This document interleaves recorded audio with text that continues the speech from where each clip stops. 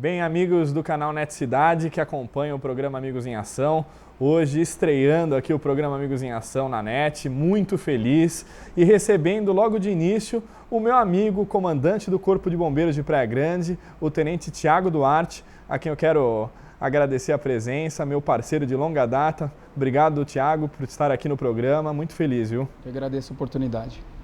O Thiago, ele que já vem de uma família de bombeiros, né? O pai dele foi comandante do Corpo de Bombeiros do Estado de São Paulo. Tem 2 irmãos que são integrantes do Corpo de Bombeiros, são tenentes, né, Thiago? Exatamente. E com certeza teve muita influência aí, primeiro por parte do seu pai, né? E segundo por parte do irmão mais velho, que também é bombeiro. Fala um pouquinho para mim dessa influência, né? Como é que é ter na família 3 membros do Corpo de Bombeiros, essa vivência, né, esse amor que você foi criando pelo Corpo de Bombeiros, hoje aí, com certeza uma instituição muito respeitada no estado de São Paulo e no país como um todo.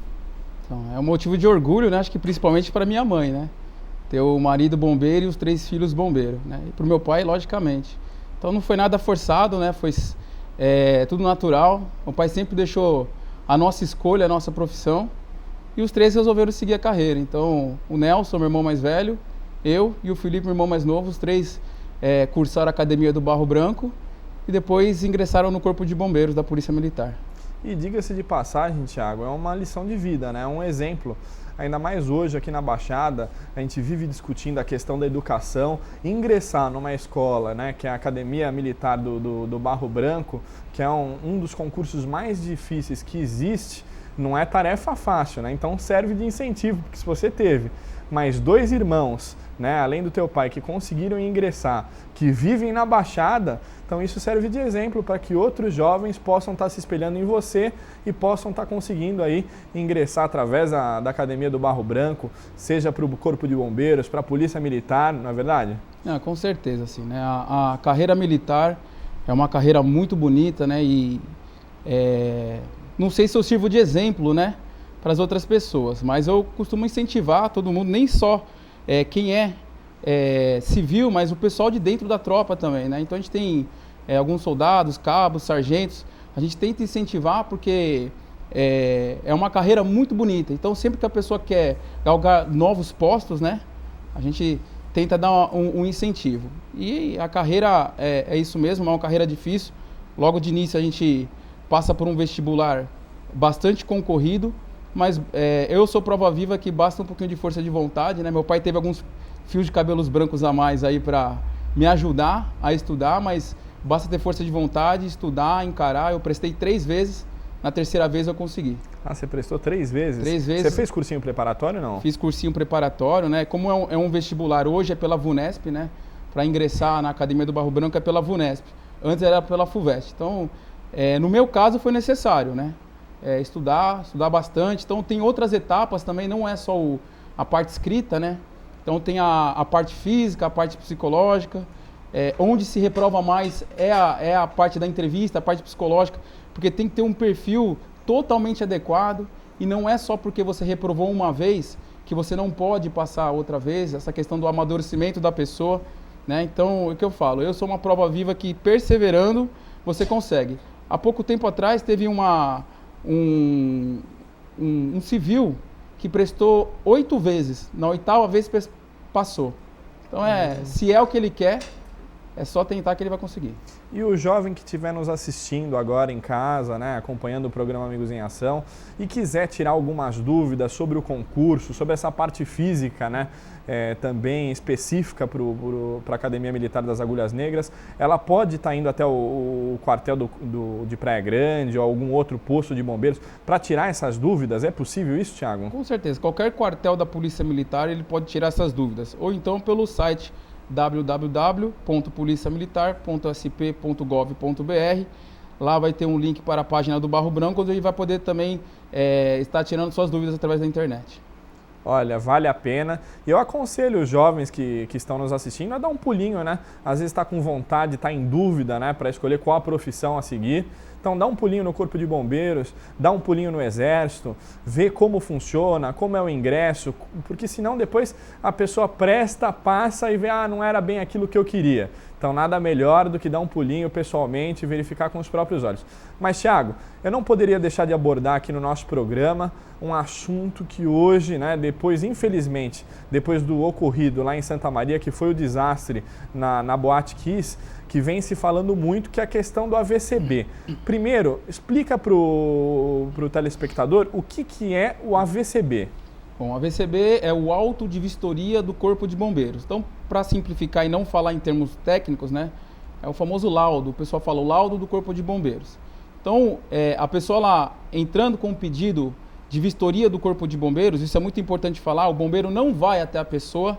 Quem vai até a pessoa é o Corpo de Bombeiros que solicita a regularização da sua edificação. O bombeiro vai verificar se os equipamentos de segurança contra incêndio estão de acordo para aquele tipo de edificação. Então, logicamente, que um shopping center tem equipamentos e métodos de segurança um pouco mais elaborados que uma imobiliária, por exemplo, que tenha 70 a 80 metros quadrados.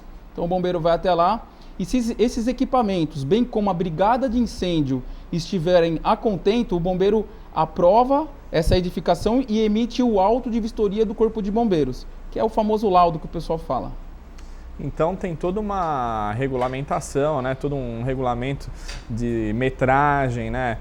Por espaço, se for acima de 700 metros quadrados, muitas vezes exige o hidrante, né? Existem algumas outras providências. Então é bom para que as pessoas saibam, porque muitas vezes fica aquele medo, né? Porque depois do ocorrido em Santa Maria, muitas prefeituras passaram, né? Algumas a pedido do Ministério Público, outras por conta própria, passaram a notificar os comerciantes sobre a questão do AVCB. E as pessoas não têm esse conhecimento e acabam se desesperando, né? Não é uma coisa de outro mundo, na verdade, Thiago? Não, assim, toda edificação, ela consegue ser regularizada perante o Corpo de Bombeiros. Às vezes, algumas exigências a mais, outras exigências normais, né?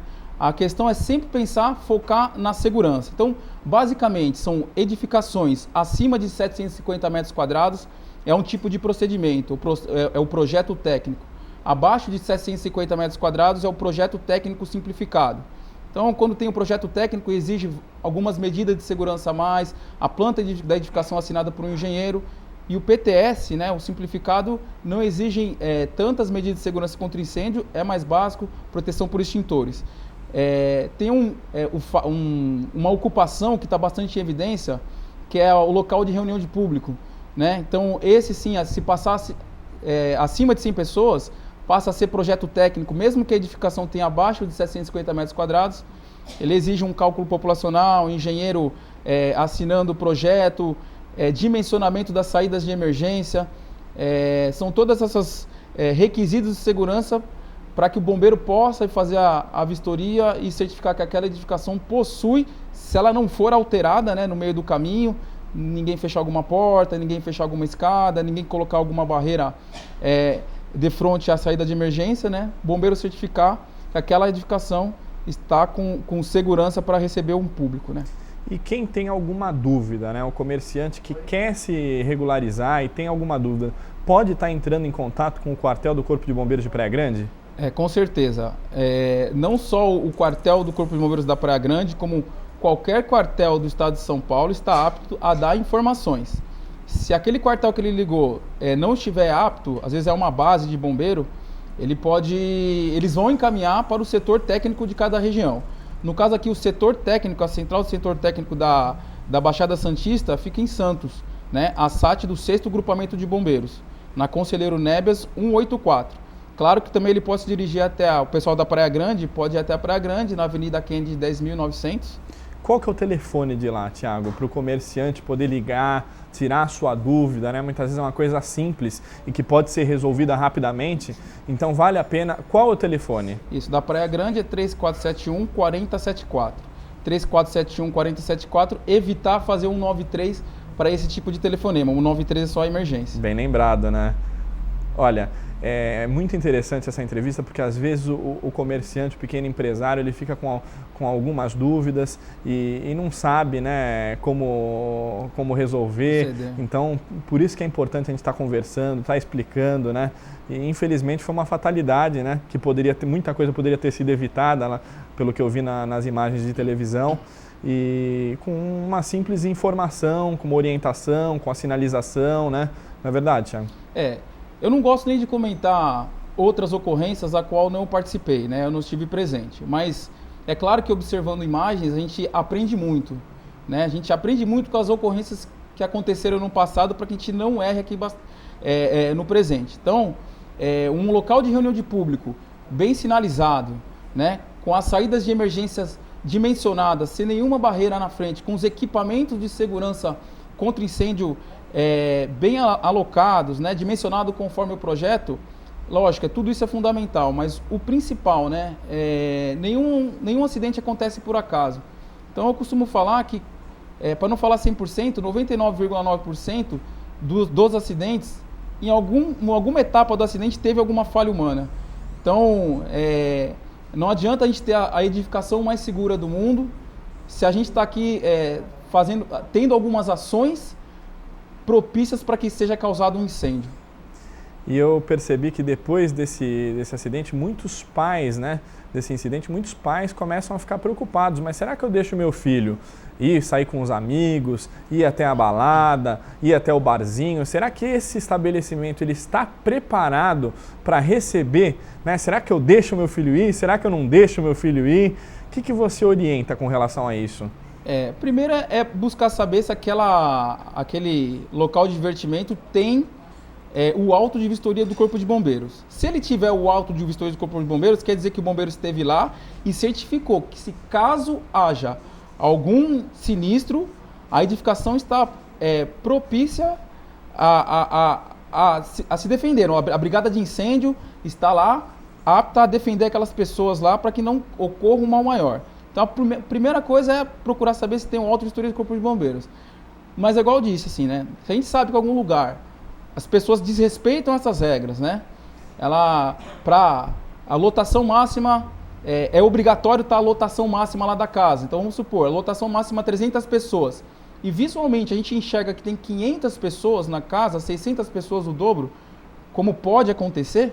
Então a gente procura não frequentar esses locais, se for o caso, fazer uma denúncia sim, para que seja feita uma força-tarefa e seja vistoriado novamente aquele local, principalmente no horário que está acontecendo o evento, né, para que um mal maior possa acontecer. E outra coisa que eu percebi, Thiago, eu acredito que não é só na Praia Grande, mas lá eu pude verificar em loco que muitos vereadores se preocuparam com essa questão, né? E acabaram buscando projetos de lei para estar melhorando a fiscalização, para estar melhorando, né, a orientação nas escolas. Então, há também de se ter uma preocupação porque existe um regulamento estadual de combate contra incêndio. E nós, no caso eu, vereador, a gente tem que ter uma visão que nós não podemos ir contra o regulamento estadual, que é uma regulamentação sobre o combate a incêndio, não é verdade? Isso, existe o decreto estadual 56.819, que é o Regulamento de Segurança contra Incêndio do Estado de São Paulo.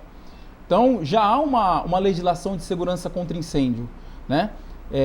Mas toda ação é válida. A gente vê, eu vou dar o exemplo da Praia Grande, que é a cidade a qual eu comando, né? Desde o promotor, desde o poder executivo quanto o legislativo, todos estão preocupados nessa questão da VCB.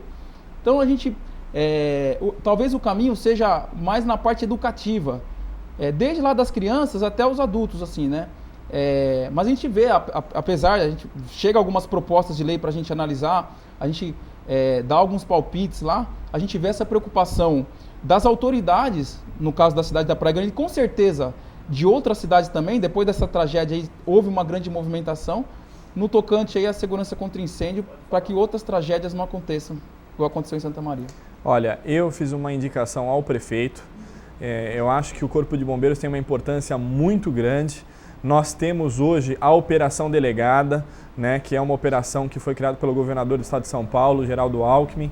E essa Operação Delegada, não só os policiais militares que estão nos seus horários de folga, eles podem estar trabalhando, é o chamado bico oficial, os integrantes do Corpo de Bombeiros, de acordo com a minha indicação, também, para que eles pudessem estar contribuindo mais com a cidade em estar verificando, né, como eles já tratam com isso todos os dias, né, tem uma experiência grande sobre a questão do auto de vistoria do Corpo de Bombeiros, nada mais justo do que o próprio bombeiro auxiliar na fiscalização dos estabelecimentos, né? Ele vai estar atuando junto com a Secretaria de Finanças do município e apoiando toda essa questão do alvará do Corpo de Bombeiros. Você não acha importante a participação? Já de antemão, faço um agradecimento a sua pessoa aí por ter lembrado do Corpo de Bombeiros, né? Em São Paulo já é feita a operação delegada com membros do Corpo de Bombeiros, né? Da Polícia Militar. E é claro, assim, a tropa, ela precisa desse, entre aspas, né? Como hoje saiu no jornal Bico Oficial, assim, né? Para complementar a sua renda, mas a cidade ganha muito, né? A cidade, tanto o policiamento, né?